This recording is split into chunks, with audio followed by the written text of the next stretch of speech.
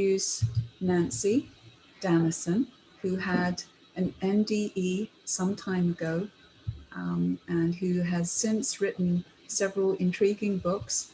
She has a fascinating story and a lot to share with everyone. So let me go ahead and hand it over to Nanci. So welcome, Nanci. Thank you for joining us this afternoon. I died the first time, March 14th, 1994. Nobody knew I was dead because I was alone in a mammography room in a cancer hospital. I didn't know I was dead because for me, life just continued without my body. I was very, very ill. I had anaphylactic shock and very low blood sugar. And the combination of the two literally killed me. So I got out of my body and I was standing in front of it in the darkness, but I knew my body was behind me in a chair, and I thought, what, cool, I didn't know you could even do this, you know? And then I saw this pinpoint of light, and I said to myself, oh, I know what this is. I'm supposed to go into the light. So I did. Well, actually, the light came into me. And I had that experience that all NDEers have of the wonderful bliss and the love and it's just completely overwhelming, unlike anything you could imagine in human life. But for me, the more surprising thing was I felt unconditional acceptance of everything I'd ever done, no matter how bad I thought it was. It was total lack of judgment, total loving, welcoming acceptance. I spent a lot of time in the light by myself. There wasn't anything to see or to hear, but information started just flying into my mind, like all kinds of topics, just about everything I'd ever wondered about, when I was in Nanci's body and didn't know the answer to, I got the answers. And then lots of other topics were just flying into my head. And I was trying to diagnose what had happened to me.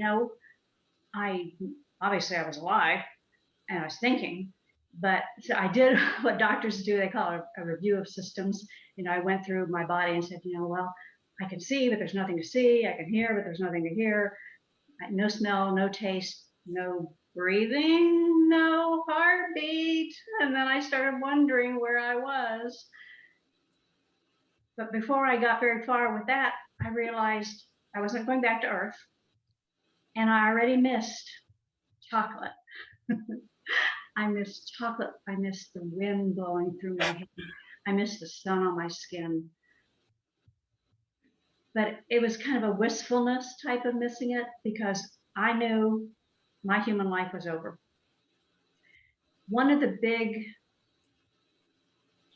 topics of information that was downloaded into my mind, and that's the way it seemed like a download, and I called them knowings because it was the sensation that you have in human life of when you just know something.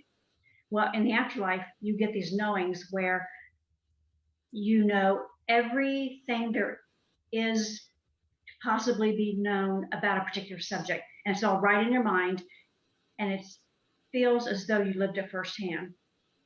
So the biggest knowing that I got was the fact that I'm not human, and neither is anybody else.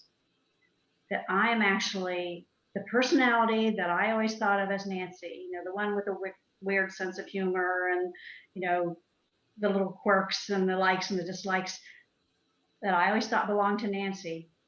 I realized belonged to me, the soul inside Nanci. And that the body, like everybody else's body, is just an animal. It's an earth animal that has no more personality or character than, dogs, cats, horses, pigs, chickens, cows, whatever. But the soul, the personality that's really me, the soul, is eternal. And I was shown that I had been pretty self-absorbed in Nanci's life. I was an attorney. I was 43 years old when I died, and I've been practicing law for 16 years. had a national reputation as a health lawyer. I had clawed my way up the ladder of success. I was desperate to make money and to be able to support myself because I was afraid. I was afraid what would be like, when I got old, and, I was afraid that there was nobody to take care of me. So I spent just about every waking hour working. And that's what I saw. And while I was in the light, getting all this information about the fact that I'm not human, I'm actually the soul inside a body. And I saw that, all that work and all that money and all that, whatever went along with human life was gone. It had zero meaning where I was at that point in time. And then I started wondering, well, where am I at this point in time? I could see through the back of my head down into earth. I could see Nanci's body sitting in a chair with her arms on the arms of the chair, and a wire sticking out of her breast, because I'd had a needle localization procedure where a radiologist sticks a needle with a wire in it into the tumor in the breast, and then takes the needle out and leaves the wire in place for the surgeon to know where to cut. And I looked at that body and I thought, well, I don't know what all that vanity was about, because it sure don't look like much now. And I didn't recognize the body as me. It just wasn't me. The me that I know was in the light. And then I started realizing that I could think words and they would appear. Like I thought, because I was starting to get an inkling. When I saw, Nanci's body down on earth and I was still in the light, I started to get an inkling that maybe I died. And I thought, nah, I couldn't have died. I heard you always go through a tunnel, into the light, and I didn't go through any tunnel. And boom, I'm in a tunnel. And I'm not in one of those beautiful angelic tunnels with my loved ones welcoming me and choir singing. I got dirt. I got a dirt tunnel with a railroad trestle over the top, and had stone walls and a dirt floor. And I could smell the dirt. I could smell the mold. I could hear the insects. And it was absolutely, completely real. It was just as real as anything I'd ever experienced in Nanci's body. I thought, okay, I'm going to try this again. So I thought, well, I've heard the afterlife described as a beautiful meadow. Boom, I'm in a meadow. Purple haze mountains in the distance, butterflies, sunshine, birds singing, flowers, beautiful grass. But I wasn't fooled by it, because I knew I had thought meadow and then it appeared. And I said to myself, fooled? How could I be fooled by an Earth-like scenario? So I thought, I'm going to do one more experiment. I'm going to say that I just hallucinated all this, and I'm really actually back in the hospital, and I'm on my way over to surgery. Boom, I'm then walking down the hallway of the hospital with a nurse beside me. I could smell her perfume. I could feel my feet hitting the ground, hitting the floor. I could feel my body swaying. I could feel the needle chafing. It was completely real, but I knew it wasn't. And the word that came to me was manifesting. And earlier, when I was getting, those downloads of knowings, one of the little tiny ones was that humans completely misunderstood manifesting. And when I got that, I thought, I don't know what you're talking about. So it didn't mean anything to me. Well, then I had manifested these 3 Earth-like scenarios, so I knew what manifesting was. Later in my experience, I got the full picture of manifesting. But once I had these 3 manifesting experiences, I realized I was dead. And that seemed to be like opening a doorway to the next stage of the afterlife. And I saw 5 lights off in the distance. They were 5 exquisitely beautiful colors that I realized humans would not be able to see. They would just look like white to humans. And So I said to myself, well, this is a typical Danison moment. I'm supposed to go into the light and I get 5 of them. How am I supposed to know which one to choose? And a voice, not my own, came into my head and said, it doesn't matter, just pick one. And at that point, the 5 lights became 5 beings that were kind of arrayed in a semicircle in front of me. And they weren't like much of a being. They were just like head, shoulders, and then, they were just glowing from within. They were giving off their own light from within. And I recognized them as my deepest, dearest, most beloved, eternal friends. And I knew I was home. I was home with them. I knew them intimately. I knew their names in this language that I've never heard on earth. And they were thinking at me how to go, what happened, tell us everything. It was like they were shipwrecked on an island and hadn't had a new movie in 40 years. And they also told me that they were surprised that I had agreed to incarnate into Nanci because I never made a good human.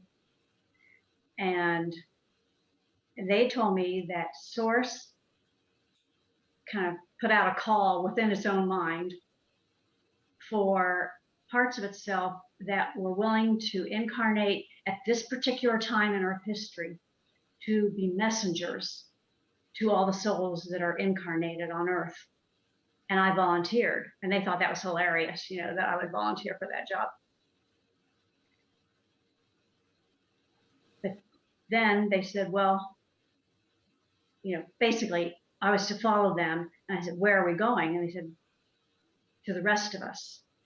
And I understood from the rest of us to mean what humans call God. I understood then that God, what I call Source, because it's an energy source and the source of all of creation and the source of everything, that Source has bazillions of personalities within it. Like novelists have book characters in their minds, in addition to its own core, native, innate character traits and personality. After that, I had a life review, but it wasn't anything like I'd heard before. It was like I was standing in the center and I had one of my light being friends beside me. And then all of the events of Nanci's life were all around me, like on the outside of a soap bubble. And they were floating all around on this soap bubble. And my other 4 light being friends were popping into scenes from Nanci's life and living them, either as me or as them, so that they would know what it felt like. And they kept doing that, popping in and out of my life. And while they were doing that, I'm thinking, been there, done that. So what I did was I got this download of all the other physical lives I had ever lived before. And there were hundreds of them, maybe even thousands of them. And I remembered every single moment, every sensory impression, every thought, every wish, every hope, everything about every single one of those lives. And I recognized it all as me. This was my life. All of it was my life. And I couldn't believe how I could possibly have forgotten all that while I was inside Nanci. And it was just fascinating to me. Then my life review was over because I wasn't paying any attention to it. Although I did get it again later. A few years later, I popped back into the afterlife and I had the life review and I saw all the details of it. But this time I was just kind of like back by myself and more information was downloading into my mind. And I realized with a little bit of, focusing that I could pick and choose what topic I wanted to download into my mind. And I thought, well, I don't know how long I'm going to be here, so I'm going to ask the questions that mean the most to me. So I asked, who is God? Who am I? What's the purpose of life? Why am I on earth? Where's heaven? Where's hell? And what's the one true religion? Because I was raised Catholic and we were always told that's the one true religion. And I got downloads of the answers to those 7 questions. And when I did, I said, what the heck? This isn't anything like what I learned as a Catholic. It wasn't anything like what my parents taught me. It wasn't anything like anything I'd ever heard of before on earth or in my dreams or anywhere else. And I was angry because I thought, everybody knows this but me. I'm just stupid, you know? And then I thought, well, did my parents think I was too stupid to understand this? Or maybe they didn't trust me with it. You know, maybe it's like the Santa Claus story. You know, you tell a kid this fairy tale, and then in this particular case, they never told me it was not true. And then I was angry with my 12 years of Catholic schooling and all the priests and the nuns and my 6 years of Methodist college and all the ministers and the church services, because what I learned in the answers to those 7 questions was so much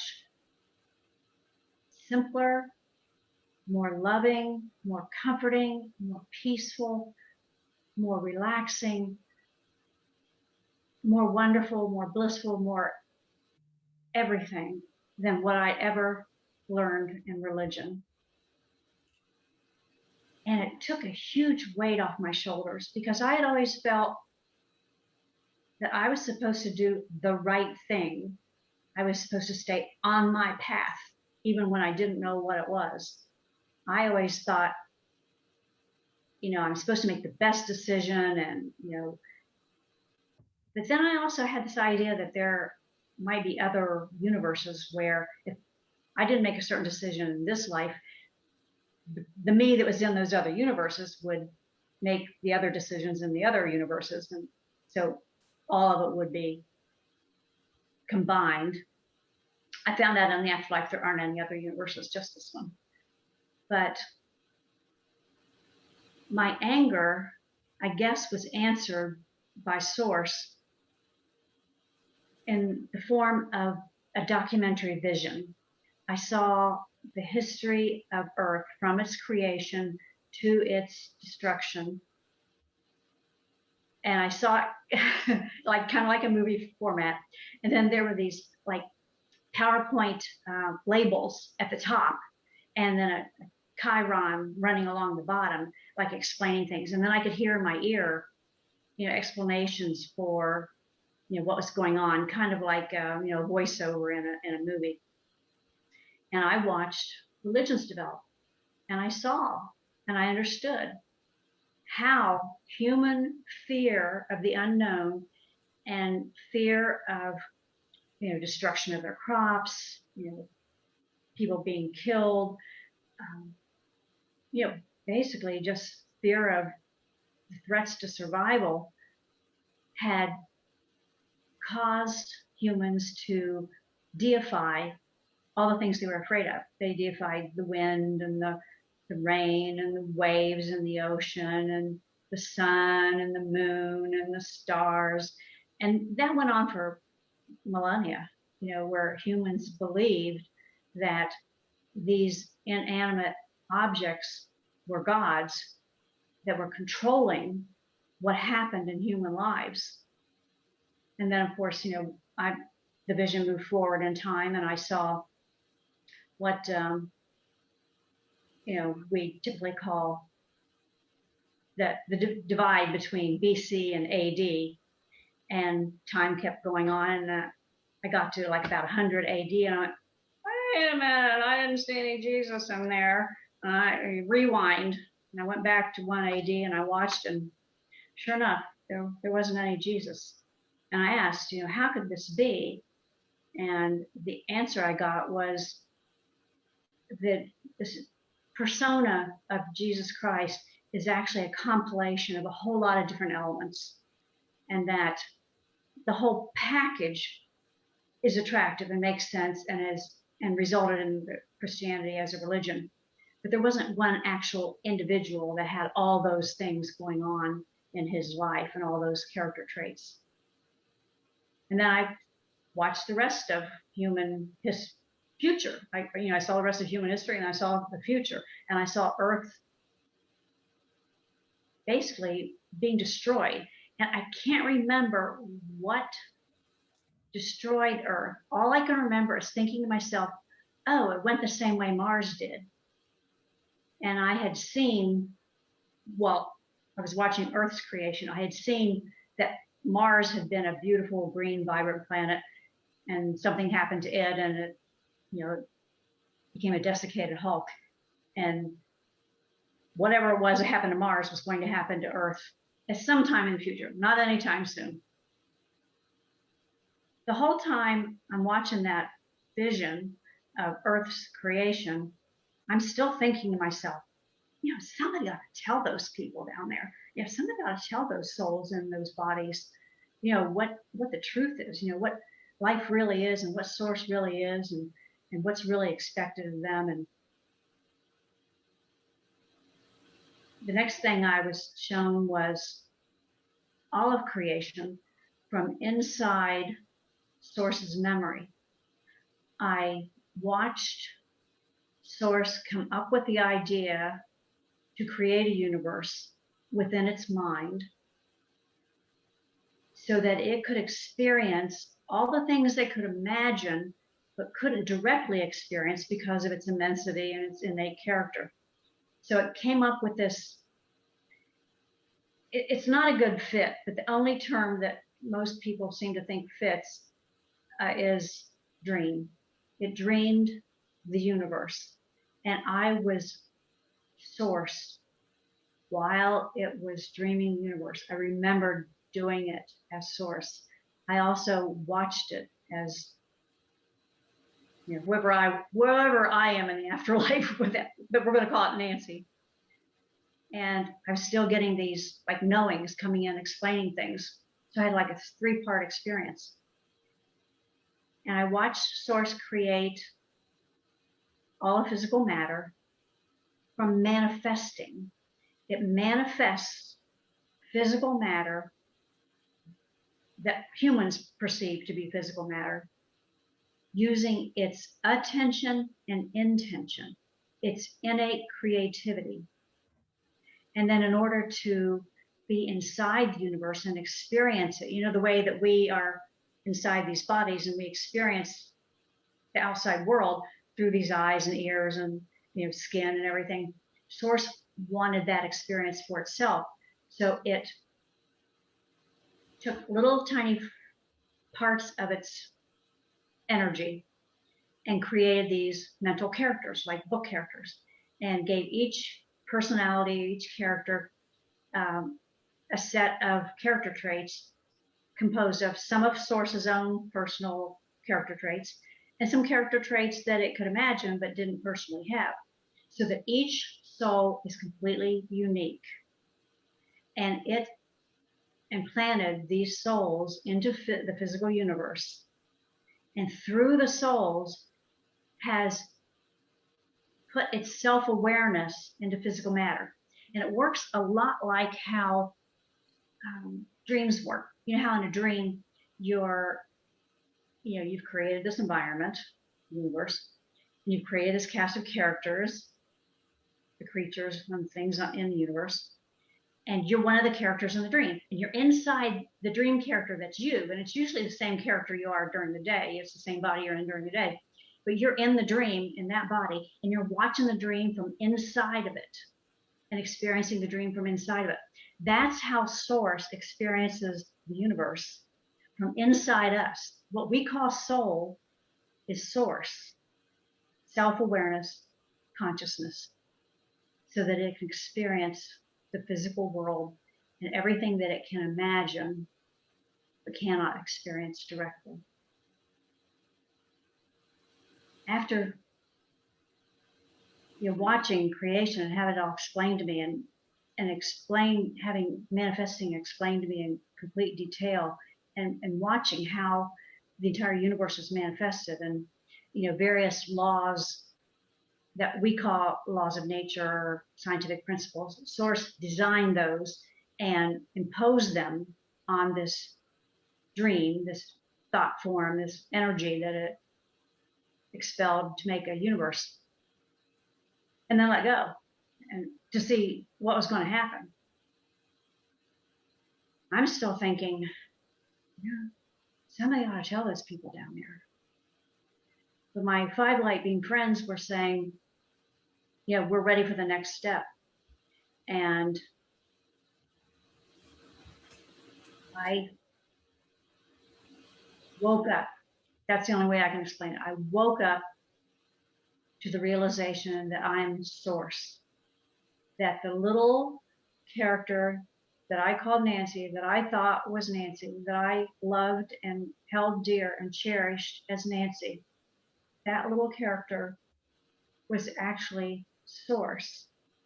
And that the life she had led, I created myself as source. I did it to myself. And instead of like looking at life from just inside Nanci, I was able to see all of life, all of eternity, all of everything from inside source. And I'm still saying, somebody ought to tell those people down there the truth.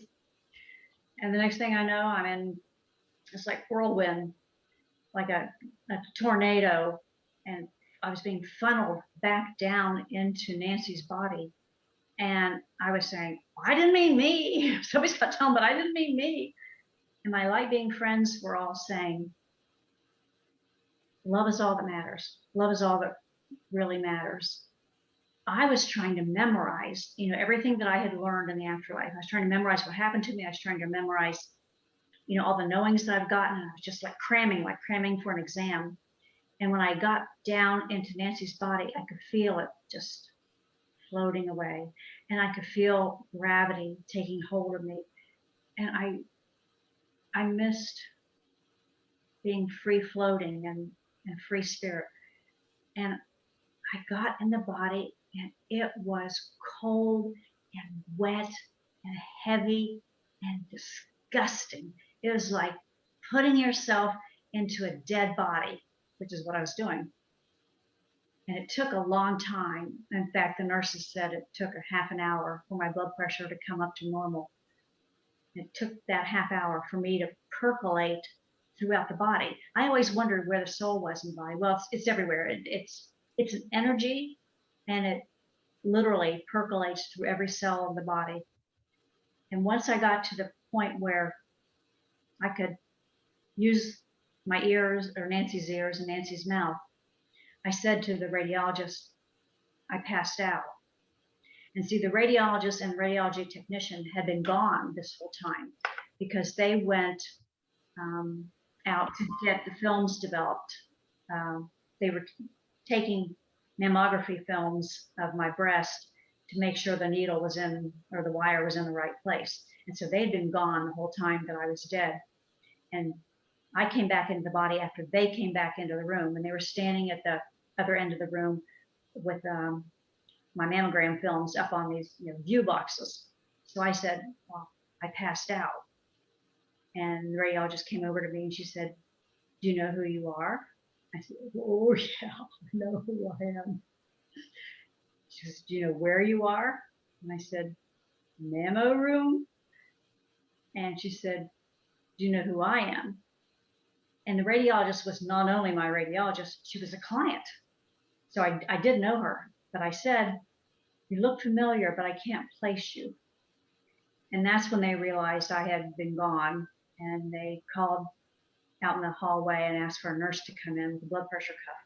And my blood pressure was 60 over PALP, 60 instead of 120. And PALP means not high enough to measure on a blood pressure cuff. My blood sugar was down at the bottom number, where somebody would be in a diabetic coma. But I came back from that. Like I said, I had to sit there for half an hour for my blood pressure to come up. And then to my surprise, they took me over to surgery. I thought, well, they put an IV in me with, sugar in it to bring my blood sugar back up. But I thought, wow, a person dies and they just take him to surgery and do the surgery anyway. So I went and I had my wedgectomy because it wasn't a lumpectomy. I had 3 tumors, took a wedge out of my breast, and then they sent me home. The outcome of all that was mind-blowing. I felt like everything I'd ever believed, everything I'd ever held dear, everything that anchored me had been taken away. But it had been replaced with something far more wonderful. But it was hard for me to accept. It took me 7 years to make peace with the fact that what I had learned as Nanci and what I believed and what I trusted and what I loved about God and the afterlife and about my life wasn't true.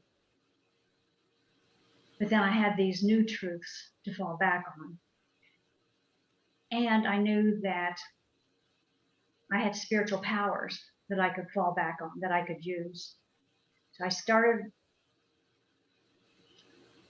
I think it was it was exactly 7 years after that first NDE, I kind of crashed.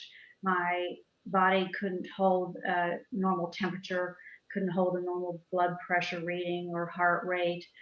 I couldn't sit up for more than a few minutes at a time. I mean, I was just a basket case. And so I couldn't work. So I took a year off my practice as an attorney. And during that year, I would wake up at 4:30 in the morning with a chapter in my head. And it was memories from the afterlife. I mean, what I remember is like 0.000000000000001% of what I was actually given in the afterlife. But it's enough to fill 5 books. I was getting my memories back. And I would get up at 4:30 and start typing. And I would type for hours until I'd finished typing that chapter or that topic. And that went on for a year. And I wrote 1,000 pages, which was broken down into my first 2 books and into a 3rd book that I never wrote called About Love, because people don't want to hear about love. Imagine that. But that completely changed my life. I left my law firm. I went out on my own as a solo practitioner. And I eventually had 2 more NDEs. And I understood when I was, in that whirlwind going back into my body, that I'd been given a mission. And the mission was to tell anybody who would listen what I learned and what I experienced in the afterlife. And then my second mission that my life-being friends gave me, love is all that matters. Love is all that really matters. I was given the mission to experience unconditional love within Nanci's life, which I felt I had not experienced before. And so I started, I kept the whole thing to myself for years and years. And so it happened in 1994. In 2002, I attended my first IANDS meeting, Columbus IANDS. And the speaker didn't show up that day. So since I was new and I'd had an NDE, the host asked me to tell my story, and I started, telling my story. And at the end, I said, my missions are to tell anyone who will listen and to experience unconditional love. And I said, since I came back, I've been trying to figure out how I'm supposed to experience unconditional love. I've been like dating different types of people and making friends with different types of people and trying to improve my relationships with my family members. And I said, so far, nothing's worked. And she looked at me and she goes, duh, Nanci, all you have to do to experience unconditional love is give it. that had a profound impact on me. And I've been trying to do that ever since. So part of my mission of telling people everything that happened to me, and that we have spiritual powers that we can use while we're inside these bodies. I mean, when we enter into a human body, we're blanketed with amnesia. We don't know who we are or why we're here or what we're supposed to do. We're just blank slates. And that's on purpose. Source gave us amnesia so that we wouldn't make decisions based on what we thought we were supposed to do or what we knew from the spiritual life. Source wanted genuine emotional responses to basic human life. And so we enter human life with no knowledge and no expectations.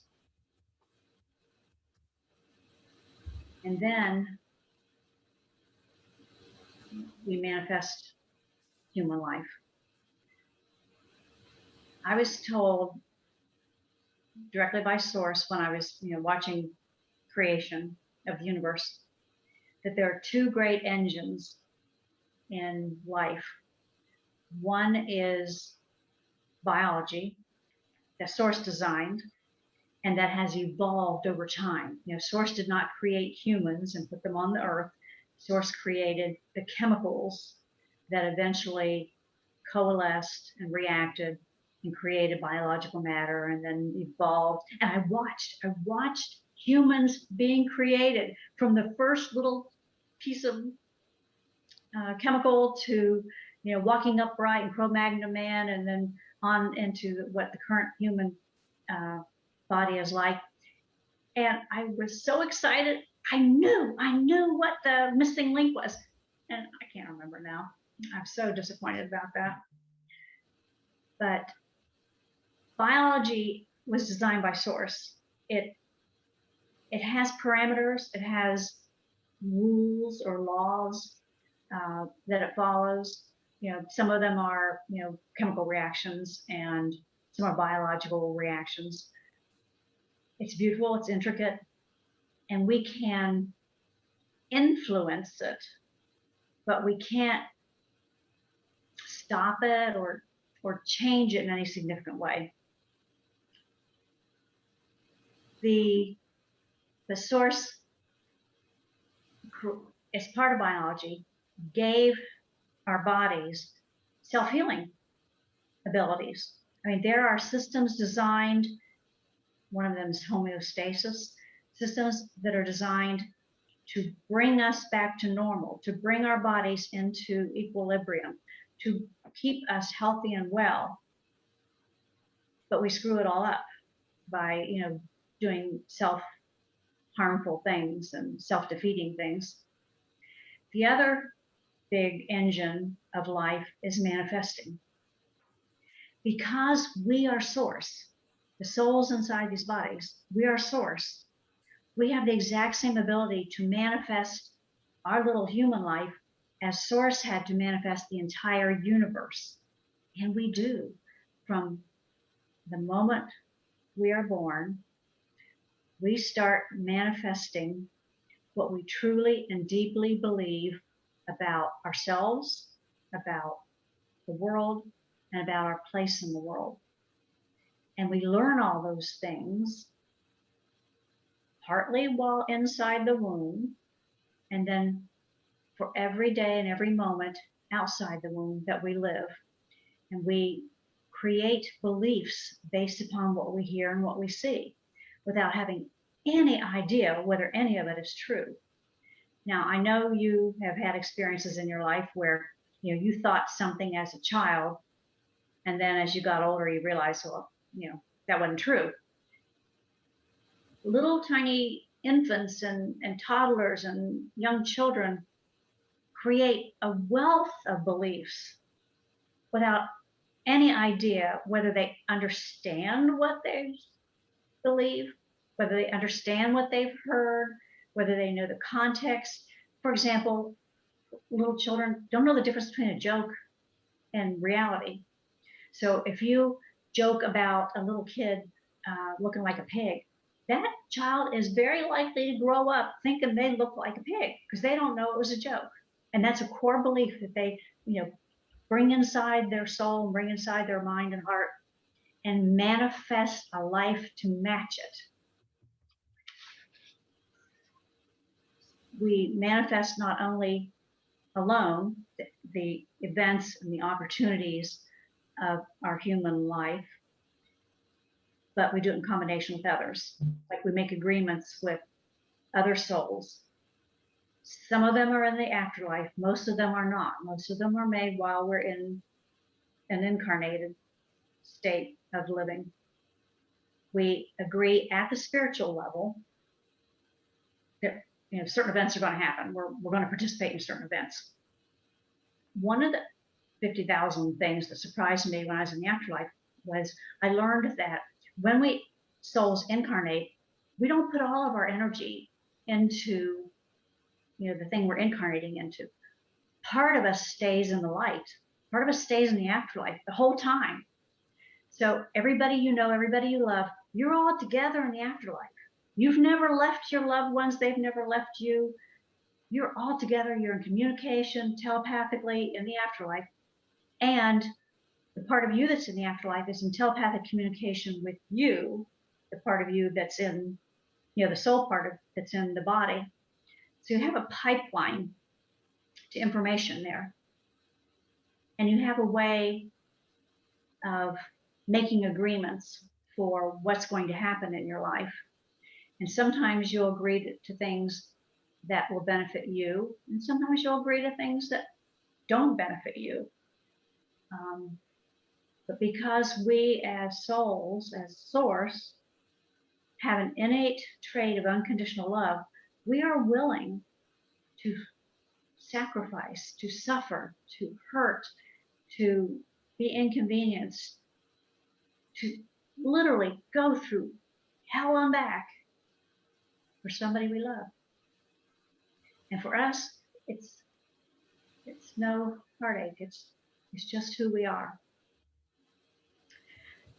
I want to give you the 10 principles of manifesting physical reality.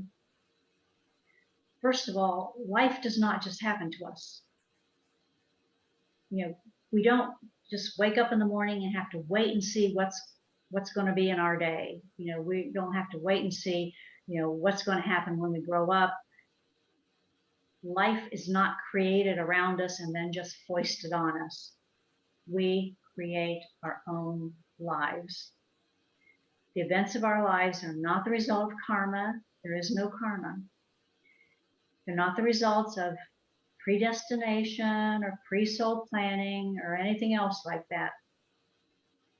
They're moment-to-moment decisions that we souls make while inside these bodies based upon what we truly and deeply believe, a lot of which is just wrong.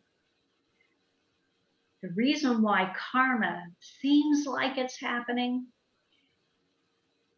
to those, who can remember other lives or at least believe in karma is because I was told directly by source, when we choose to incarnate, and it is entirely our own choice. It's a stage of the afterlife we can go into or not go into. It's like we can be an adolescent or an adult or middle-aged or senior. There's stages of human life. There's stages of afterlife too. But we can choose which stages of afterlife we want to enjoy. And when we choose the stage of incarnation, we choose if and when we want to incarnate, and we choose the parents. If for example, we're coming into human life, we can get incarnated into anything, a speck of dust, a cloud, a fig, a fish, a tree, aliens. I remember I had a life as a gaseous entity and a nebula. It was wonderful. But we can incarnate into anything. When we incarnate into humans, we choose the parents, not the baby, not the body that we're going to incarnate into. We choose the parents, and we choose the parents based upon watching them and seeing what their lives are like, knowing what their innate character traits are like, knowing what they're likely to have in their lives in the future, and then whether or not those parents will allow for opportunities for us to pursue our purpose. And the purpose, I was told in the afterlife, is usually one of three things. The one that most people are doing, the most people have the purpose, is to study or observe or to learn about some aspect of physical life that's foreign to Source's own innate living and innate traits and innate character. Let's take, for example, in humans, you might want to study greed. Source is not greedy. So you could decide to incarnate into every creature in the universe that experiences greed, including humans.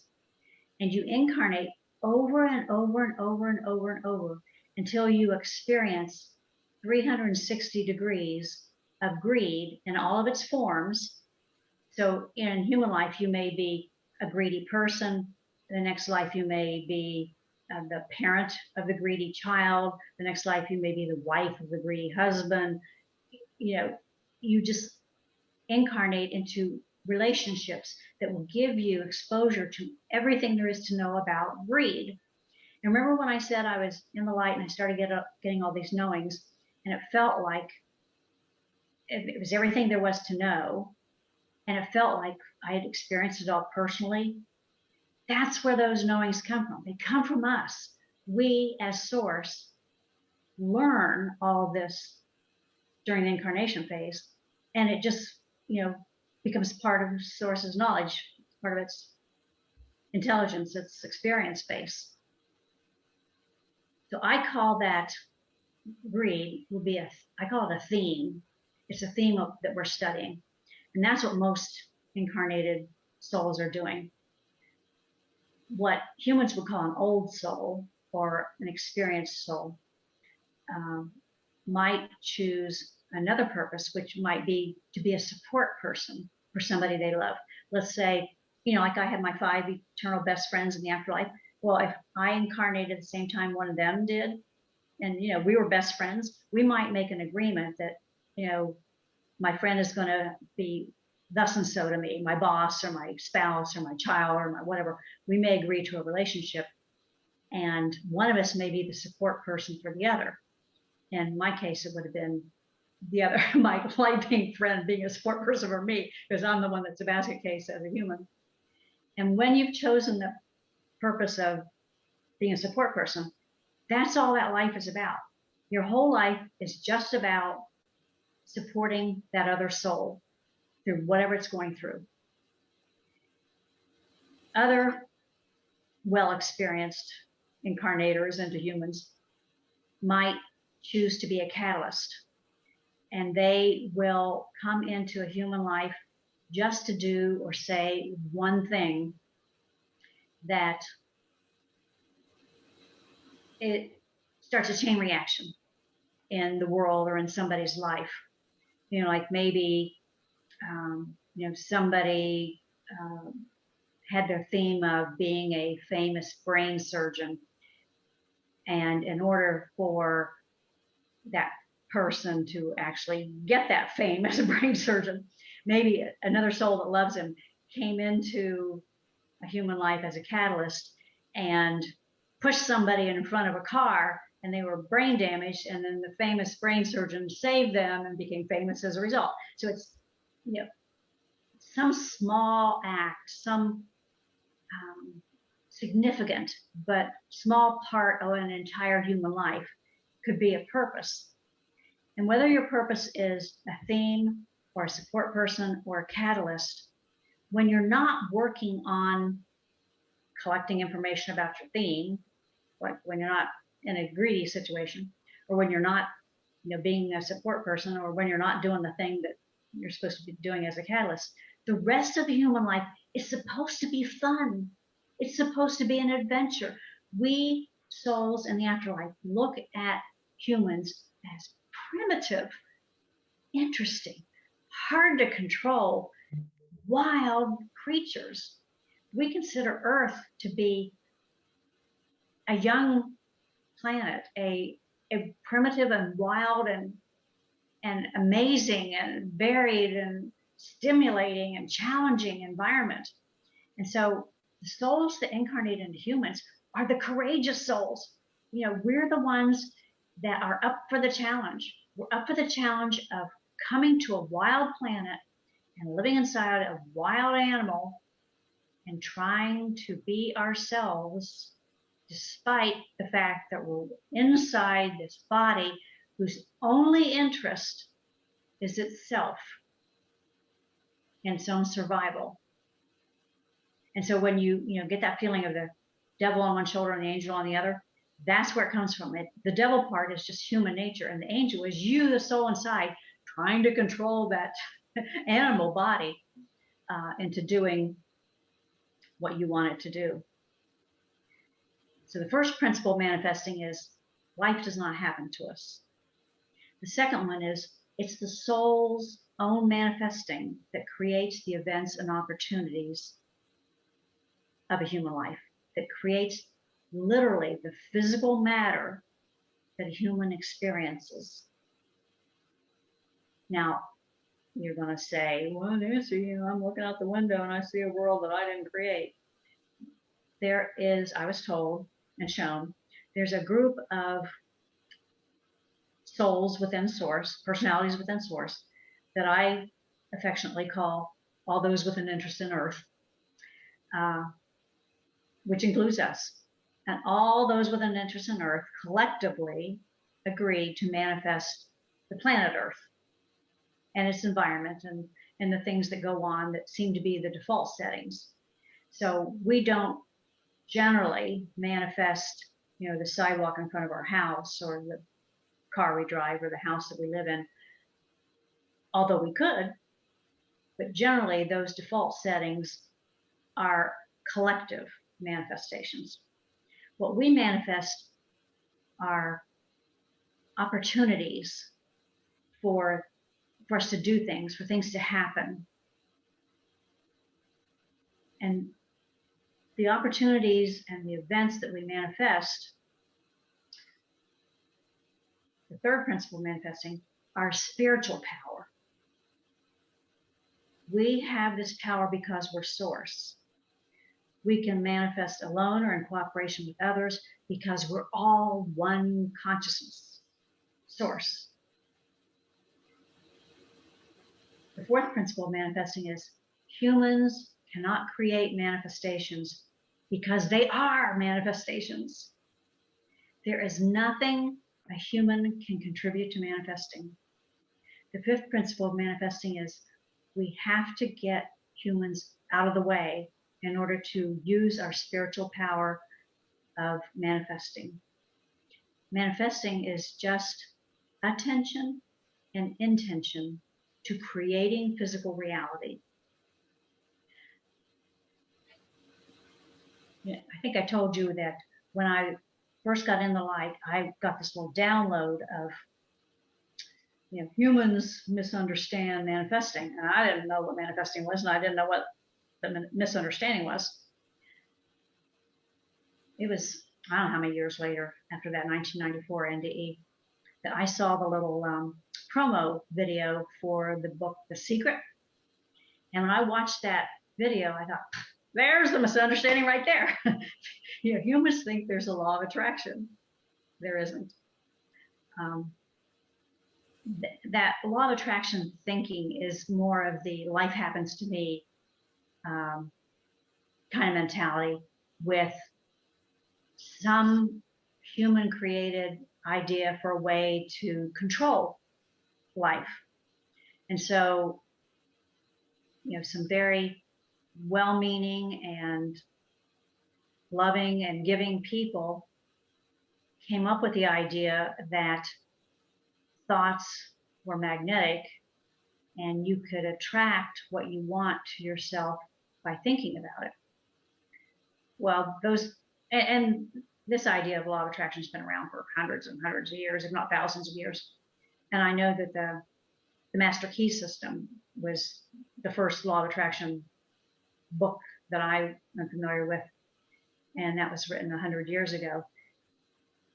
The people who came up with these ideas about the law of attraction weren't scientists. You know, if they were, they would know that, you know, thoughts don't have a frequency, they don't have a vibration. And if they did, they wouldn't attract like thoughts, because magnets repel each other. You know, you have to have the opposite polarity for a magnet to attract. So one has to be a positive, one has to be a negative, opposite. So if it were true that thoughts attracted what you want, you would actually be attracting the exact opposite of what you want. If it were scientifically true that thoughts were magnetic, they're not. But that was the misunderstanding that I was told I was supposed to correct. So the thinking on how we control life based on the law of attraction and other theories like that are all human thinking. And, you know, I know some people will say they were channeling people from the afterlife. I was told in the afterlife there's no such thing as channeling. And I apologize to all the channels out there. This is what I was told. I'm not telling you what I think, but this is what I was told. I also saw for myself that if someone were to channel somebody in the afterlife who's in the incarnation phase or in the early phases of the afterlife, they wouldn't get the right answers. Because as I went through the afterlife, you know, I thought I understood completely when I was in the light. I thought I understood everything that had been downloaded to me. And then when I started focusing my questions and got the answers to my big questions, I went, oh, I didn't understand that stuff before at all. And then when I went to the next phase and the next phase, you know, by the time I was awakening as source, I realized I had a lot of misconceptions about things earlier in this afterlife transition, you know, from being in a human to awakening as source. And it's a good thing I didn't tell anybody those things because they're not true. And until you reawaken a source, you don't even know that you're source. You don't even know that you're not a separate entity, a separate being, a separate consciousness. So I wouldn't put much stock in getting information from personages or personalities in the afterlife. We do have the spiritual power of being able to access universal, what I call universal knowledge, all sources knowledge. So you can directly access information on any topic, you know, once you learn how to do it. You don't need an intermediary. You don't need a channel or medium or psychic, or, you know, you can do it yourself. It's a built-in innate power.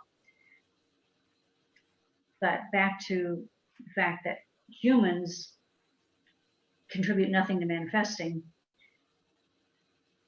They mostly get in the way. I have to correct that to the extent that we sometimes need the human body to perform the attention part of the manifesting formula. The manifesting formula is attention plus intention to create physical reality.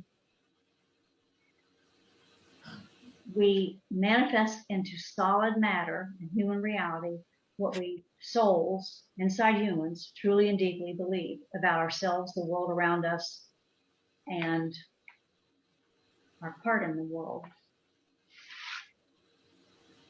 Those beliefs are formed while we think we're human.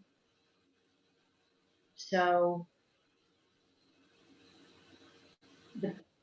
the idea that, you know, our human bodies have a part in manifesting comes partly from that, partly from the fact that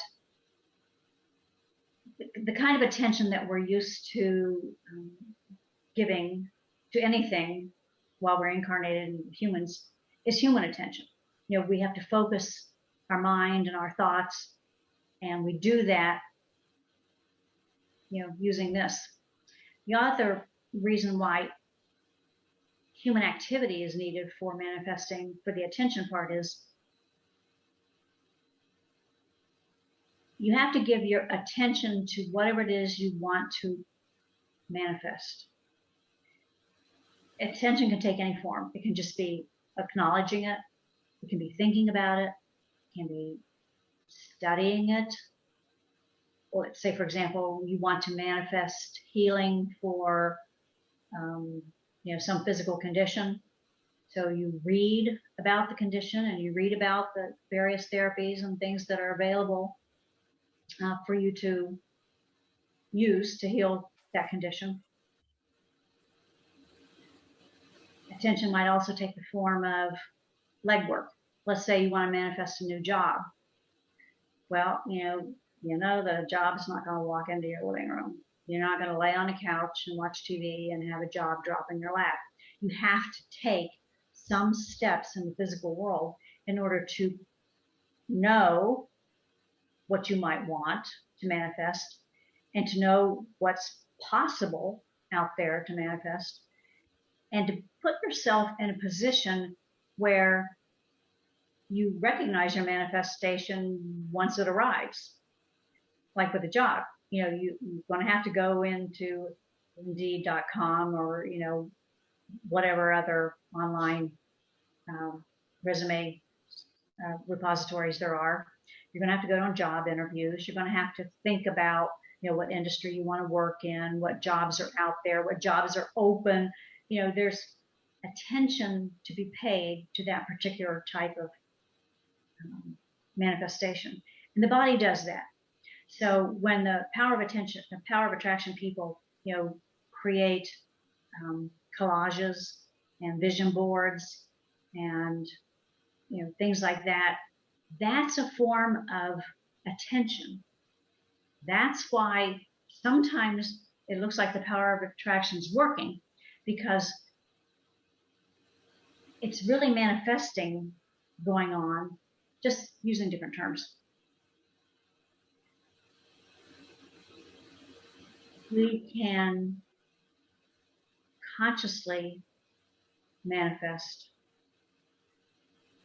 pretty much anything, but most of our manifesting is done unconsciously. So we take those childhood beliefs and we manifest an entire life around them. Let me give you an example. My mother, who had, at the time this was going on, had 3 girls. And she wanted to give each girl something special and unique about her that she could hold on to and say, this is what makes me special and unique. And so she told my older sister that she was the pretty one. She told me that I was the smart one. And she told my younger sister that she was the one with the personality. And, those were wonderful qualities to have, and those were wonderful things to hold on to. But what happened was my older sister grew up thinking she was ugly. That she was stupid and had no personality. I grew up thinking that I was ugly and had no personality. My younger sister grew up believing that she was ugly and stupid. And we manifested lives to perpetuate those beliefs. My younger sister, the one with all the personality, when she was in 1st grade, used to act up when they were learning phonics, and the teacher made her go out and sit in the hall during phonics class. And she did that because she thought she was too stupid to learn phonics, which wasn't true at all. But it's an example of how we can create these beliefs as little children that are just dead wrong. And then we manifest an entire life to prove that they're right. Another example was one of my younger brothers, who fortunately didn't get the pretty, smart, or personality trait comment from my mom, but they were twins. And the first day of school, my mom, said, drive us to school. And, they were my mom's babies. my mom had them to herself for, 6 years. And it was really, really hard for her to not have them at home with her and to let them go to school. So she was, took us to St. Anthony Elementary School. And my sister and I went into this school, and my younger brothers, the twins, one of them went into school, and the other one, my mom said, I can't let you go. And, will you ride around the block with me one more time? So she drove my brother Russ around the block one more time, and then he went into school. My brother Russ grew up, spent his entire life until he died, believing he couldn't do something the first time. He had to go around the block one more time. He had to take one more step. He had to have one, more guidance. He had to have more hand holding. He had to have, that being held back from success the first time on everything he did. And he was a really smart, really capable guy. But that childhood belief really did a lot of damage to his life. So we mostly need to undo our childhood beliefs in order to change our lives. We have to dig them up, look at them in the light of an adult world, and see if they really make sense. And if they don't, then let them go. And once we do that, we will stop unconsciously manifesting events and opportunities to prove that that belief is right. It can be done. There are techniques for doing it. A lot of it's just digging for the beliefs, and that can require somebody asking you over and over, why do you do this? Why do you do that? So that you can find out for yourself, the why of your beliefs. We can also consciously manifest. So we can undo some of the damage by consciously manifesting. And that's where we pick something specific, like the job or, some opportunity, healing, just an event that we want to go to, a concert, a presentation, whatever. And we intentionally manifest that, or the opportunity for it to come into our lives.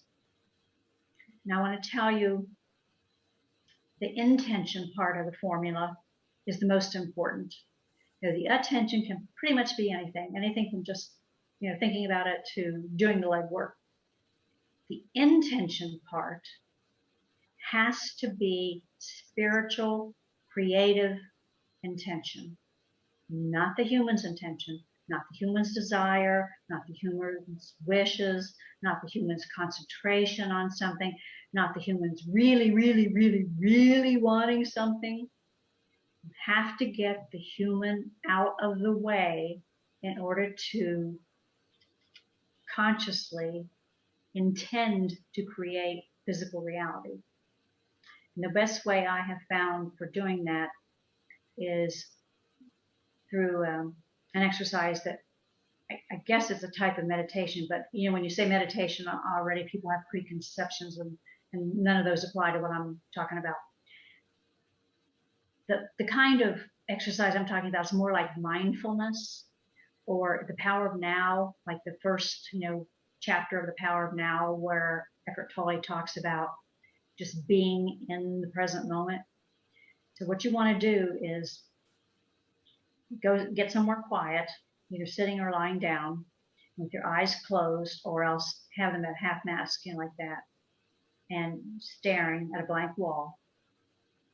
No sound, no light, no distractions whatsoever, like a sensory deprivation chamber. If you had a sensory deprivation chamber, that would be the best, but not having that. Get yourself into a calm, quiet, undistracted situation, environment. Don't listen to your breathing. Don't count. Don't, do any of the things that, most meditations encourage you to do. Don't listen to a tape that says, think of this and then think of that. Don't do any of that. What you want is complete blankness.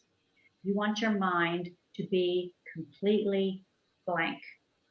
If a thought comes in, push it away.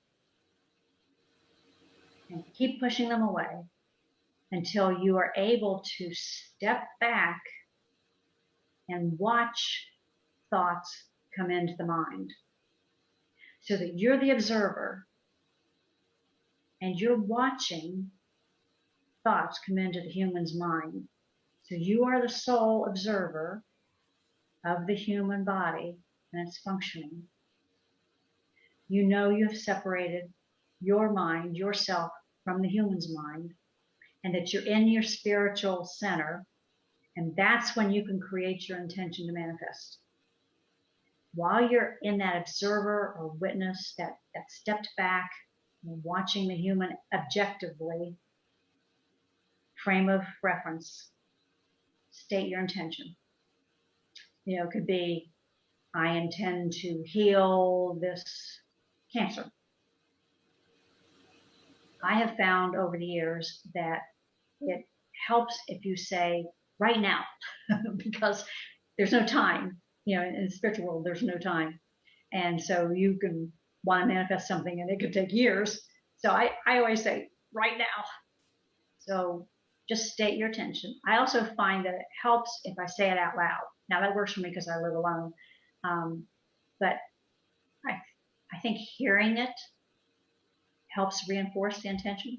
But it just takes me like 5 seconds. I intend to create wellness. I intend to create a new job. I intend to create an opportunity to meet the love of my life.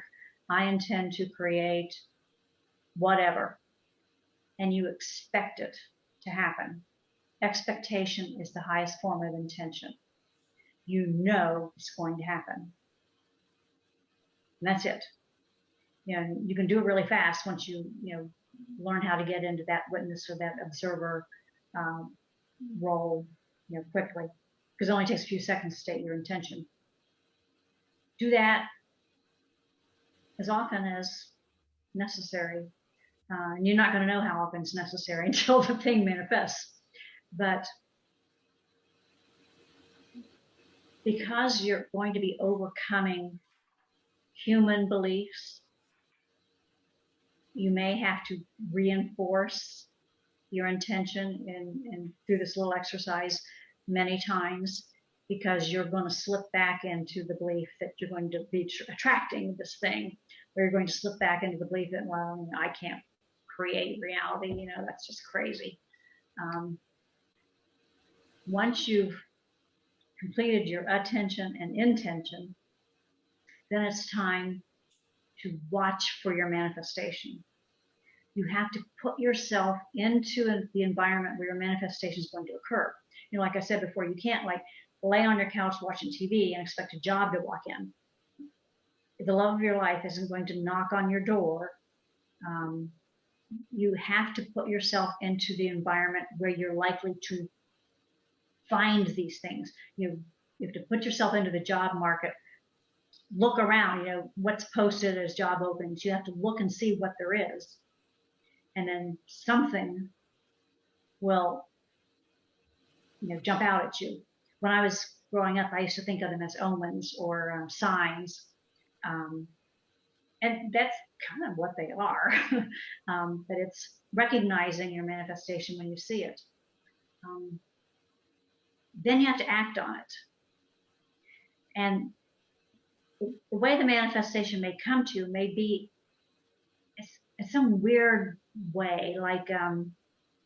Sometimes it presents as being denied something that you thought you wanted, because you're going to manifest something even better or more right for you. Sometimes it's people suggesting things to you that you never in a million years would do. Like if you're looking for a new job and, you know, a friend from high school calls you up and says, you know, I'm working for this new company and I'm doing this and I'm doing that. And you say, well, hey, that sounds great. And the friend says, hey, you know, you want to look at coming to work with me? And you never in a million years would have thought about working in that kind of a job or in that part of the country. Or, you know, so your manifestation can show up in a form where you wouldn't expect it.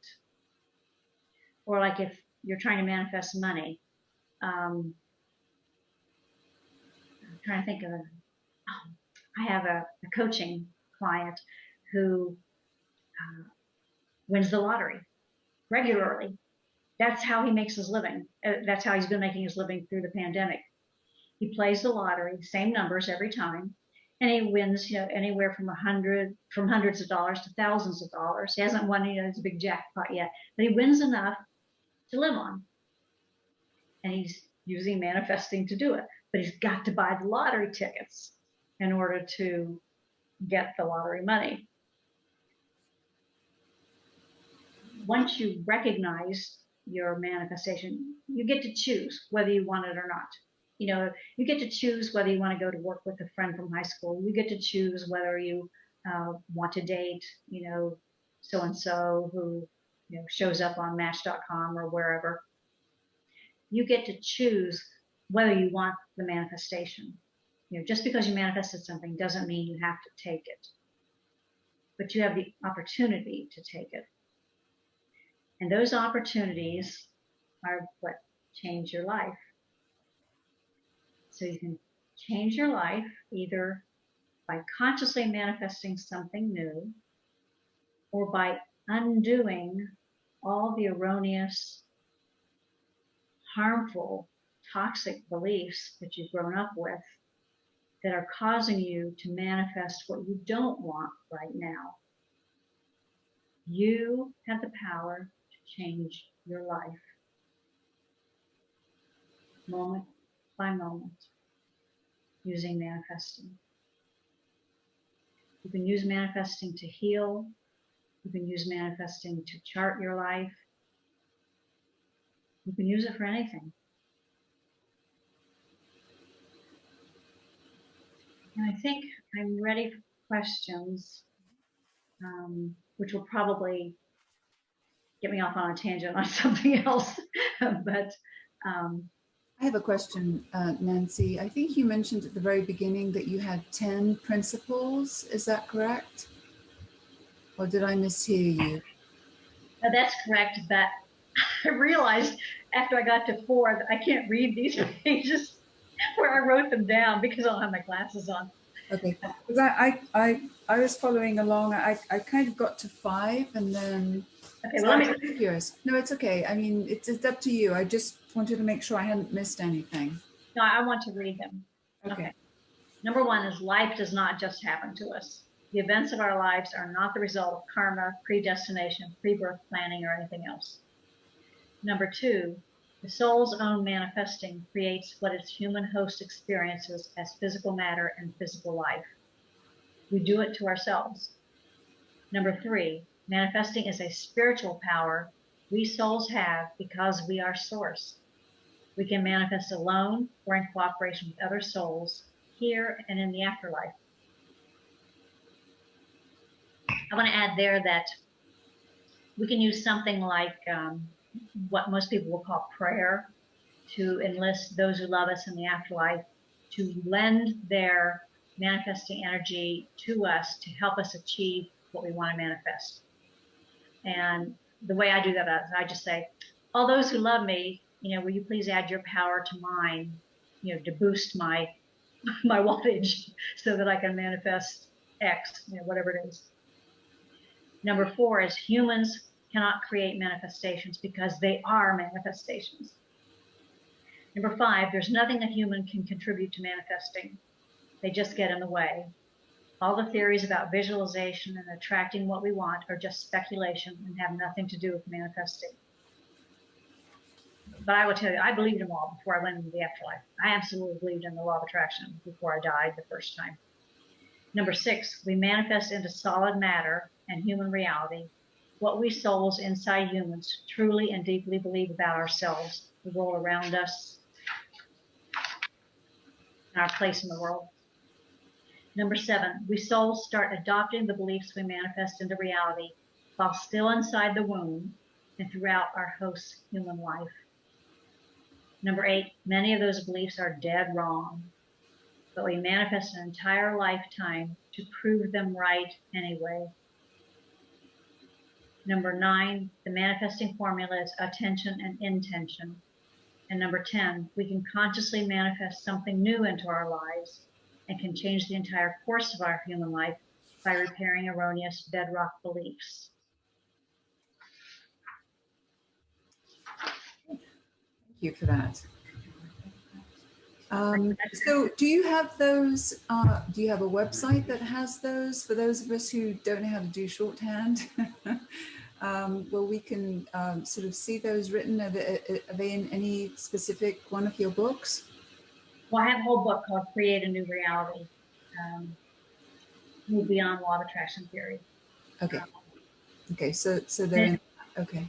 Yeah, it's everything that I could remember about manifesting. And then it took me, I think manifesting is the most important spiritual power that I was told about in the afterlife.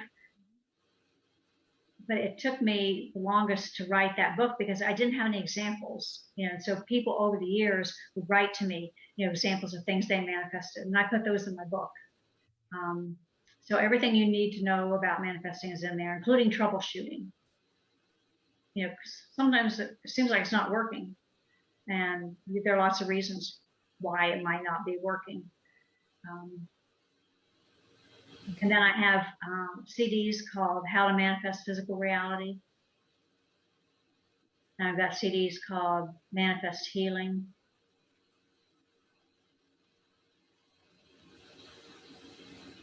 I think that's it. Okay, great. So we have some questions and we have some comments. Let me start with a comment from Leonard. A lateral dimensional shift, we become what we intend. If we want to quit smoking, we don't try to, we just become a non-smoker. If we want a job that we're passionate about, all we need to do is become that person. All else, events leading up to it, etc., will follow automatically. Retreat from what our common sense and intuition tells us are most likely to keep us from our intentions. We will become a reverse vector. I think that's a fair summary of the intention part of manifesting, but it doesn't give credit to the attention part, and also doesn't give credit to the biology, like with the becoming a non-smoker. Human animals are easily addicted. Almost every human, if not every human, is addicted to something. It might be caffeine, it might be food, it might be alcohol, medication, drugs, an emotion, sex. Everybody's addicted to something. Mine's chocolate. You can't break a biological principle just by making up your mind it's not going to be there anymore. You have to work with the biology and manifesting in partnership. So you have to actually stop smoking, and you may have to use tools, like the patch or gum or, whatever to help you stop smoking. And you need some psychological support, and you need manifesting to help you break the beliefs that you have that are causing you to smoke, that why you're manifesting the opportunities to smoke. So you have to look at the big picture and do it all. If it were as easy as just becoming the job that you want or becoming a non-smoker, we'd all be perfect. And I don't know about you, but I'm not getting very close to perfect. Good point. Thank you. So Carlotta, you have your hand up. Would you like to ask a question? Ask a question. Hey, Carlotta. You have to unmute. Yes, you have to unmute. Right. Thank you, Nanci, for speaking with us. I have a question. Did you heal your cancer, your illness, when you left your body to another dimension, when you died? Did you heal it in another dimension, or did you come back when you decided to come back to your body, or somebody decided? Was it healed here on this dimension? I don't know. All I know is that when I had the mammogram and I was 43 years old and they found the 3 tumors, my doctor was sure it was cancer. And I'd had the mammogram done by a mobile cancer hospital unit. And so I was scheduled, to see the surgeon, and he was sure it was cancer. And so he scheduled me for what's called an excisional biopsy, which is, they take a chunk out and then they look at it and see if it's malignant. The day after I had that surgery, I got on an airplane, went to Washington, D.C., and spoke at the American Health Lawyers Association annual meeting, did, an hour-long presentation. And I was fine, but it was driving me crazy not knowing the results. So I called one of my clients who happened to be a pathologist, and I said, "Can you go and look at the results and let me know, what's going on?" Well, she came back to me and said, "Yeah, they're doing some special tests to find out whether it's malignant or not." And I called her the next day, and I called her the next day, and by Monday, so I had the surgery on Thursday, Friday I was in DC speaking. By Monday, she got back to me and said, the classification system for malignancy changed just this month. And what you have would have been called stage 1 carcinoma in situ a month ago, but now it's just considered atypical lobular and ductal hyperplasia. So it didn't have the label of malignant because the terminology had changed, but I was still followed as though it were. I had to go back every month for a while, and then every 3 months for a while, and then every year. And then in 2011, I got cancer in the other breast. I worked really hard on making sure the cancer didn't come back in the right breast. Took my eye off the ball with the left breast.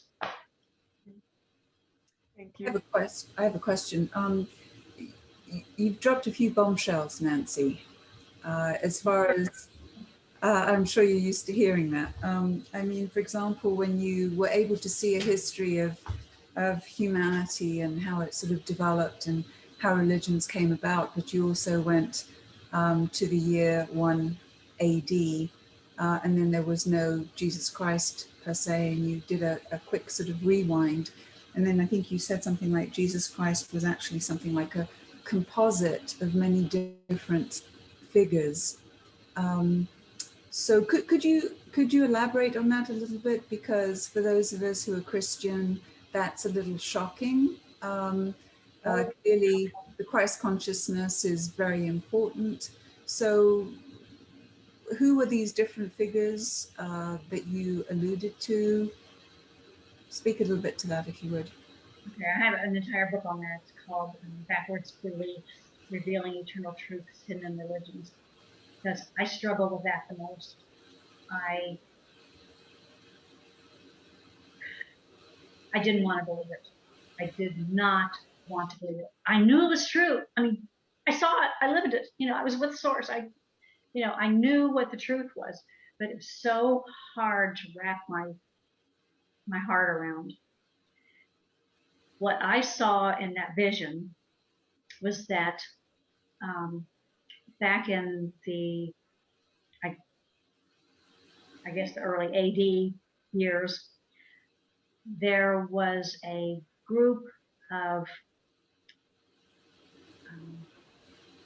Jews who were kind of like wandering ministers or prophets, or they were an offshoot from the Hebrew faith that were considered to be heretics. and they were teaching and preaching the kingdom of God. Before that time, the Jews believed in a Messiah, and they believed that the Messiah was going to be an actual king. Kingdoms were the prevalent form of government on earth at that time, and they thought the Messiah was going to be a king and come through the King David bloodline, and that king would free Israel from Roman occupation and Roman subjugation. So they were looking for a human political solution. And they were looking to the Messiah for that. There was an offshoot of the Jewish faith, these people who were, men, they were all men, wandering around telling people about the kingdom of God that was more an equality. They were looking for equality among men and women, equality among ill people and healthy people. They were looking for more acceptance of all humankind. It was the beginning of, kind of a concept of more love. Hebrews at that point in time, when they talked about brotherly love, they meant men.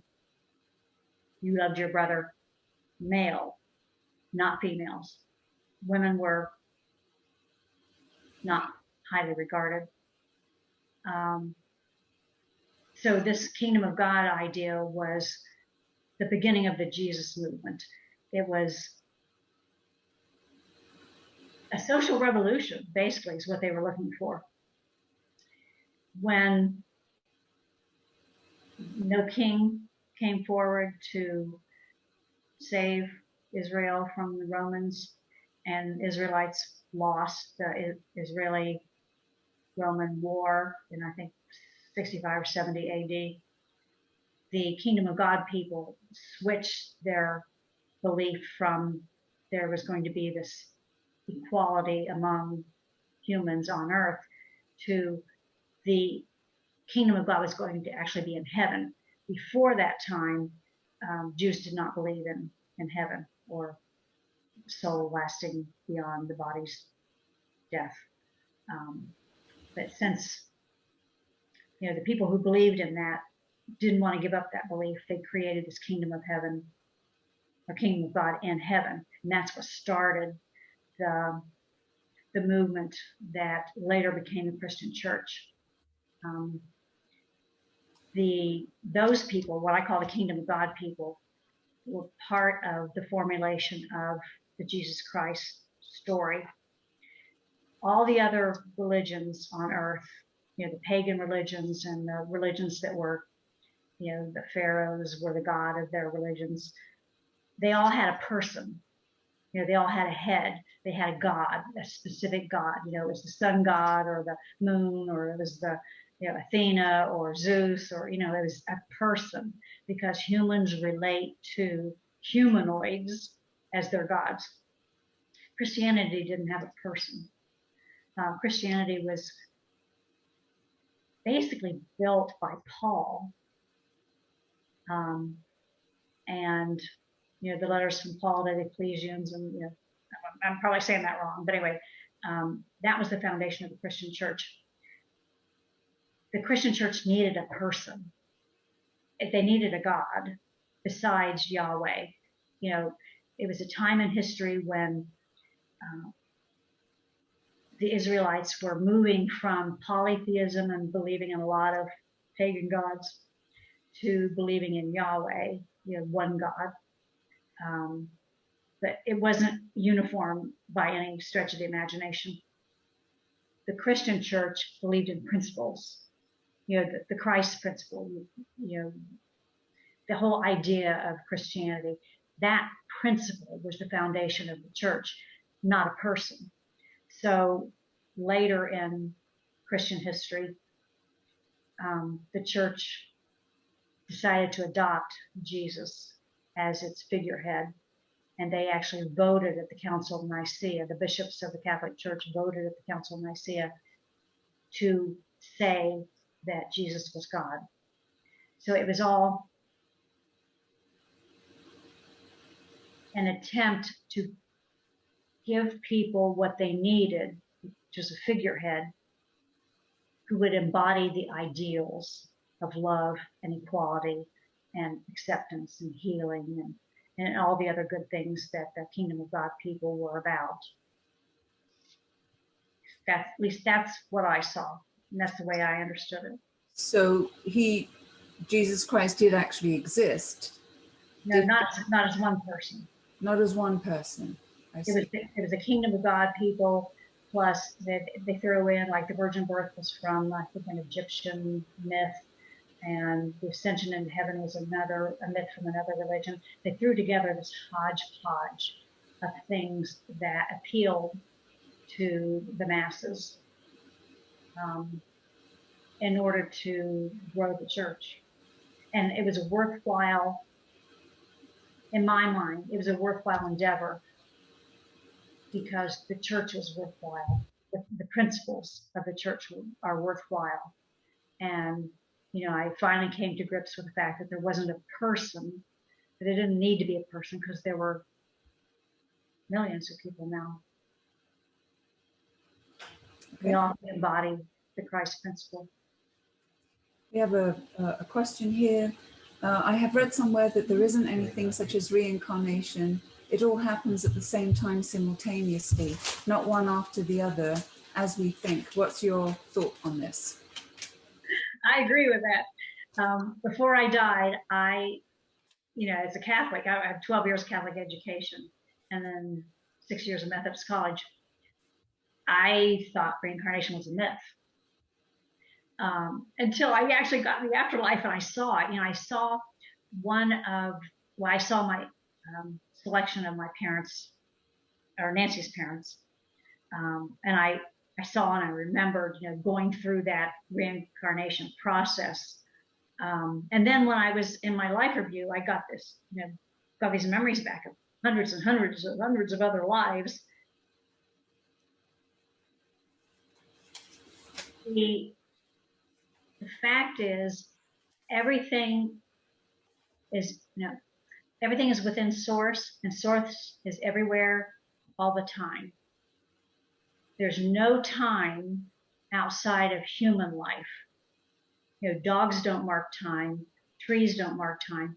Humans have created this artificial measurement, like pounds or inches or cubits, used to have cubits as a measurement.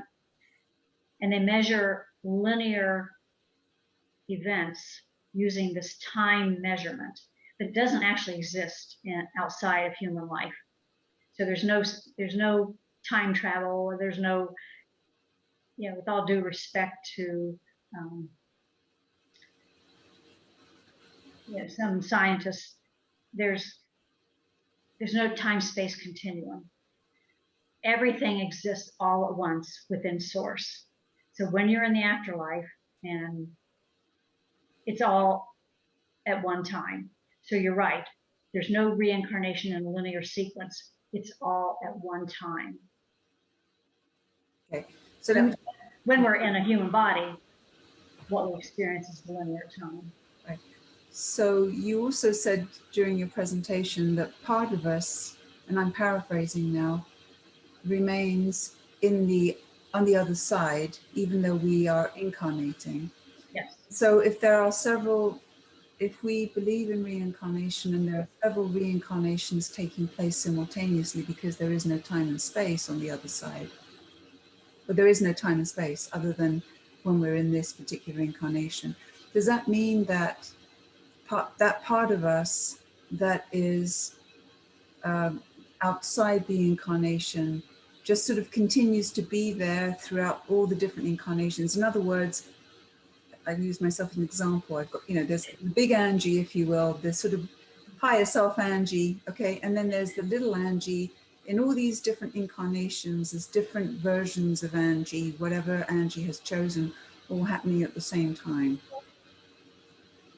Yes. I mean, it's mind-boggling, of course, but that's essentially what you saw on the other side.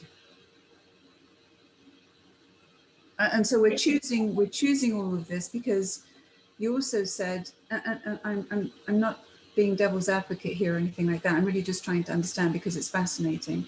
You also said that we kind of choose our incarnations. So it sounds as though we may be choosing all those different incarnations kind of, they're all happening at the same time. It's just hard for us with the human brain to think of something that's not happening in a sequence form rather than in a, simultaneous form. Yeah, so you're trying to conceptualize a completely non-human concept and experience using human figures of speech and concepts. That didn't make much sense. When I say everything's all at the same time outside of human life, I don't mean there are, little Angies in 50 different incarnations all at the same time. Right. What I mean is that Source is one consciousness, one mind, one entity, and it is capable of experiencing bazillions of things all at once. Okay. So there's no like breakdown into the little Angies going into different incarnations. Gotcha. Okay. But the takeaway essentially is that we do experience essentially different incarnations. We choose to come back. And you mentioned, we either focus on a theme or we're a supporting person, or we're a catalyst of some kind. And the important thing is that it doesn't matter what's happening simultaneously, whether it's really happening simultaneously, it's the takeaways from all of this that are important. Presumably we're here to explore something, learn from it, grow from it, take it back to Source and share it with Source, because there are characteristics of Source that don't necessarily require us to incarnate to be able to experience things and then take it back.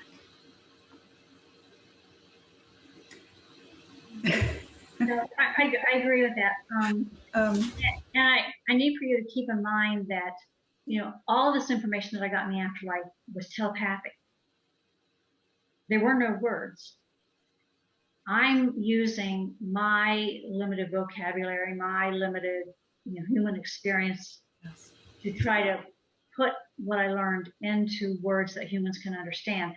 It's not a perfect translation. In fact, it may not be very good at all. And when I read other NDE accounts, I think, oh, geez, I wish I said it that way. I'm not the only one that learned all these things. Maybe the way I describe them is because I'm an attorney. No, I understand what you're saying, because I've had a couple of STEs, spiritually transformative experiences, where there is an understanding, a knowledge, a knowing. It isn't with words, and you have to attach your own words and concepts and understanding to it to be able to tell other people about it. So I know exactly what you're saying as far as that's concerned. But thank you for that. Let's move on to another question. This is from Fred. I'm wondering if there is any type of ethical or values overarching framework for manifesting. The known spiritual history of humanity over the eons seems to have been characterized by a large amount of self and other harm. Is it okay with Source, or has something gone wrong? Source does not involve itself in Earth life or life anywhere else in the universe. All those with an interest in Earth, those soul parts of Source do. They co-manifest the Earth environment. The Source doesn't control anything, doesn't intervene in anything, doesn't change anything or do anything except through us souls. We are Source. So the core part of Source, the part that everybody thinks of as being up there, although it's not really up there, it's in here. That part doesn't intervene and doesn't care. But we souls are Source, and we're manifesting on a day-to-day basis. And because when we're not enlightened, we think we're humans, we limit ourselves to human animal traits. We may lead lives that are nothing more than eating, drinking, sleeping, recreation, procreation. And that's just fine. Source incarnated into humans in order to find out how it feels to be a human and have certain experiences. That's the goal. So it's perfectly fine, if things go wrong. There is no plan for how things are supposed to go, which is why I say we can change it. We can always change our life. We can change the world. We can change everything if enough of us would turn our focus and our intentions to the same thing. We could stop all the violence and the hatred and the destruction of the environment. We could change all that if enough souls would awaken to the fact that they're not their bodies, they're actually source, and they have the ability to do this, then it would all be different. But until souls wake up to who they really are, we're just going to keep acting like wild animals. I don't know if that answered your question, but that's my tangent that seemed related to it. Okay. So we have another question from Fred. Have you had any insights or visions or dreams of the causes of the ultimate demise of the Earth, as you have alluded to? Have you tried to recover those memories from your dream or vision states? Hypnotic regression is used to recover those, hypnotic regression to try to recover those memories. No, I've tried to remember, and there's some things I remember a good bit about, some things I remember one sentence about. It's just, I hung on to as much as I could when I was, being whirlwind back into Nanci's body, but that's not one of the things I could hang on to. And I was told in the afterlife that regression hypnosis does not regress us to the afterlife, the life between lives. It's just not. So it's not a tool that I would try to use. Interesting. Because it's just not valid, or we're not supposed to know about our past lives potentially, or we just haven't found the means to find out about our past lives. Certainly, regression hypnosis, is you're saying, is not a good way to do that. It doesn't work. It doesn't actually regress you. I mean, it can regress you to memories from this life. We all have the ability to access what I call universal knowledge. We all have the ability to access the information that the part of us that's still in the afterlife has. As souls, as part of source, we have total recall. Humans are very limited in what they can remember, but it's all there. We can ask ourselves in the afterlife to help us remember. We can access universal knowledge to help us remember, but regression hypnosis just regresses us into human thinking. So in other words, we have to do it ourselves if we really want to tap into past lives. Doing it with the help of a hypnotist in the ways that have been suggested, just don't do it. Yeah, and back to what the previous question mentioned, dreams. Dreams are a way that those who love us, who are in the afterlife, can communicate with us. I've had many, many dreams where my dead mother, in particular, will come and tell me, like when I got the diagnosis of stage 3 metastatic cancer in 2011, I gave away all my stuff, and I settled up my estate, and I, did all my, afterlife, not afterlife, but advanced directives. And, I got ready to die during that surgery because I thought, well, this bookends, my life. My real life started in 1994 when I had the NDE. So Nancy's life is going to end during this cancer surgery. And that's what I was prepared for. Well, the night before the surgery, my mother appeared to me in a dream and explained it all to me, explained why that wasn't going to happen, and explained what I was supposed to be doing, and what my life is going to be like. And I woke up and I knew she'd explained it all and couldn't remember a word. But those who love us do tell us stuff in dreams. We just usually can't remember it when we wake up. Okay. So I have a question regarding what you said about love. You said a couple of things about love. You said unconditional love. Essentially, the way to do that is just by giving love. Okay. You also said that people really don't want to hear about love, which I thought was quite interesting. What do you mean exactly about that? Of course, love is all that matters, and love is really what we take to the other side. So tell us a little bit more about the unconditional love and why people don't want to hear about love. Source has unconditional love. Unconditional love means loving, what would limit it to human life, loving other humans regardless of what they do, loving them because of who they are, because they're source. But that does not mean you have to put up with bad behavior from someone you unconditionally love. Unconditional love does not mean unconditional doormat.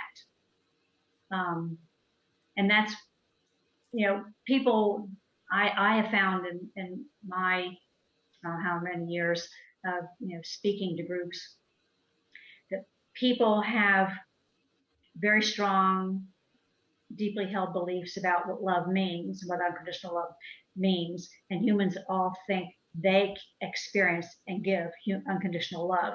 And parents always think they have unconditional love for the children, and children think they have unconditional love for their parents and their grandparents. And there are lots of people who think they're enjoying unconditional love when they really aren't. Human love is very conditional. It's what humans mistake for love can be possessiveness, gratitude, sexual attraction, bloodline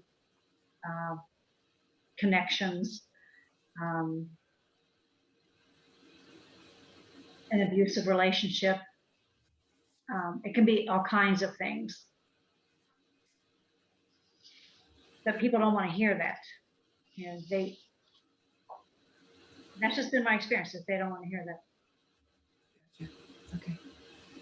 All right. So we have a question here from Liz. You said that there is no real channeling. Does this mean that the automatic writing that came through as the Course in Miracles is true or isn't true? My experience with the Course in Miracles is that it's human thinking. Okay. Although there are some amazing principles, some of us attending today are actually working our way through it. And some of the principles there are extraordinary, and quite frankly, they seem counterintuitive because they do feel, to me personally, inspired by something bigger than the ego and humanity. So you do feel that it's kind of human serving. You don't feel that you don't feel that the divine source, the divine, if you will, can inspire us through other humans. And so, the channelings, channeling is a huge term, and there are all sorts of characters who are doing channeling. But some of the things that come through do seem very spiritual, and certainly the kinds of messages that we would expect from a spiritual entity, if you will. I'm just a little confused by that. If there's no such thing as channeling, do we then have to go directly to the source? I think your messages go directly to source and get the message yourself. You don't need a third party. Well, I think you hit a, excuse me, you hit on the most important part of why channeling doesn't give you valid information in general. Now, I'm not saying there aren't little pieces and parts in there that aren't true. There are truths in there, but you said we expect. What I was told in the afterlife is that, you know, the information that people get when they're out of body or when they believe they're channeling some other soul or some other spirit, what they're doing is remembering and pulling up from their memory human thoughts, human beliefs, human principles, human understanding, human speculation, human myth. It's the human thinking part. I'm not saying that the information from channelers is human serving. It is spiritual in nature. It's based upon what humans think about God, life.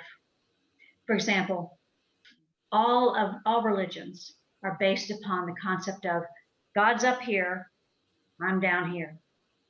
I'm subservient to this God. This God can control me. This God can destroy me. I'm supposed to do whatever it takes to earn my way to this God. And that upside down pyramid principle does not exist within Source. We are Source. There's no pyramid. There's just a point in time, a little point in time, and we're all it. But over the ages, souls inside humans have tried their best to understand life and the afterlife and God and all these other principles because they know they exist. We feel it. You know, we deeply feel it as souls. We feel there's more. We know there's more. We just don't know what it is. And so we have created all kinds of myths and speculation and thoughts and theories and hopes and dreams about what it might be. And some parts of those thoughts and myths and theories and dreams are truths because we pull them from Source's knowledge base. We pull them from universal knowledge, which is why my book, Backwards Belief, it says revealing eternal truths hidden in religions. They're in there. It's just they're surrounded by a lot of speculation based upon human experience. Maybe I'm pretty much a concrete thinker. So if you could give me an example of something, I'll give you an example. I read all the Abraham books. And what I found was that there were, in each book, there were like maybe 2 or 3 sentences of absolute truth, unconditional knowledge as I know it, unconditional, universal knowledge as I know it from having been in the afterlife 3 times. The rest of the book was pure human speculation. I've read the Seth books. I can't remember, what else, books that were channeled. And there are nuggets in there. They're absolutely true. Mm-hmm. But most of it is based upon human guesses of what life in the afterlife and God are like. But it's all spiritual. And I know when people get out of body and they have spiritual experiences, it is spiritual, but they don't go into a spiritual plane. They don't go anywhere except outside their own body and on the earth plane. But it frees up the mind from the body's limitations. It frees up memories that we have from before we incarnated. It frees up memories that we have from other times. So nuggets are embedded in all those experiences. The Liz who asked the question follows up with nothing can be threatened, nothing real can be threatened, nothing unreal exists. This life is an illusion. This life is an illusion speaks a little bit to what you were saying earlier about the dream, you know, because we're struggling for words here to try to convey concepts that are otherworldly, unearthly, if you will. What do you think about this sense of this is an illusion? You know, the personalities that you talked about earlier on the other side have helped to manifest, you know, the physical realities of what we see and feel in this dimension. But it is in fact an illusion. We're here, there's a bigger reality, which is that we are energetic, spiritual beings having a human experience. For me, when I hear the word illusion, you know, because I've been in the afterlife and I know, you know, what the questioner is asking about, and I know that all creation is a manifestation. But that, to me, ignores the fact that the experiences are real. Yes, the bodies are an illusion. Yes, the universe is an illusion. But the emotions that we have while we're incarnated, the emotions that we have associated with these experiences, they're forever. They're stored. Absolutely, absolutely. I mean, I think, some people here are sort of throwing out projection, all is real. I agree with you, but I think implicit in the illusion is that this is actually real. It has to be real for us to be able to buy into it, have the experience, so that we can learn and then take it back to source, as it were, and grow from the experience. So even though we're calling it an illusion, it is still reality, but with a small r, rather than the bigger reality with the big R, which is that we are, you know, we come from source, we're created from source, we are much more than this, you know, blood, you know, flesh and blood experience at the here and now, as it were. Okay. That also ignores the fact that the other big engine of life is biology. And this is the only life humans will ever have. That's interesting because you do actually allude to the evolutionary process. So you would agree, your experience, what you saw would agree with Darwin's version of evolution as opposed to the creationist idea. That's what it sounded like, you know, the chemicals interacting and, you know, human life evolving. It wasn't as though, you know, Adam and Eve were sort of plopped on Earth, as it were, in full form, but we evolved. Did I misunderstand that? No, I think that sounds right. Okay. All right. So we have a question here from Charlotte. She says she's asking about how we can negotiate the human animal traits that get in our way. Sometimes I can feel the human directly standing in the way of my bigger intent, and I don't know how to get beyond it. Other times I feel I need to nourish my human animal. I guess I'm asking about how you negotiate your two beings living side by side with each other. Can we get the human animal to fall in line or on the same side as the larger self? Yes and no. Easier said than done. Yeah, well, you know, people ask me since I've been in the afterlife, is it easier for me, you know, to not think that human life is real? And it's not easier. I mean, it's just, this is Nanci's life. This is all she's got, you know, and it's real for her. And I have to respect that. But the way I negotiate, knowing that I'm two beings in one body or two personalities in one body, is we talk. You know, my body is aware because I've left her, you know, and gone into the afterlife 3 times. I've been out of body 3 more times. She knows I'm separate from her. She's experienced that. She knows I can leave her. And when I came back from the afterlife in 1994, no, I guess it was maybe 2001, I made a deal with her and I said, I won't leave you again until you're ready. And we talk about it. I mean, I literally talk out loud to my body. and she gives me signals back. Now the signal I get is, that means yes. If I say something and she goes like that, that means yes. And there's a little book called Focusing by Eugene Gendlin, PhD, that tells you how you can talk to your body and get answers back in the sense of sensations. And I find that to be the most valuable way to negotiate, what happens when you want to do one thing and your body wants to do something else. Sometimes you got to let the body do what she wants. Sometimes she's got to let you do what you want. So we're beginning to run short on time. I have two final quick questions. And you said you had 2 other near-death experiences. Is that correct? Were they very different from the first one you had? Maybe we need to have you back, Nanci, to talk about those. But just very briefly, if you could speak to those. Yeah, they weren't very long. They were both what I call council meetings. Like Natalie Sudman, she had a council meeting type of NDE. I went back into the afterlife twice to meet with a group of light beings that I consider to be my council.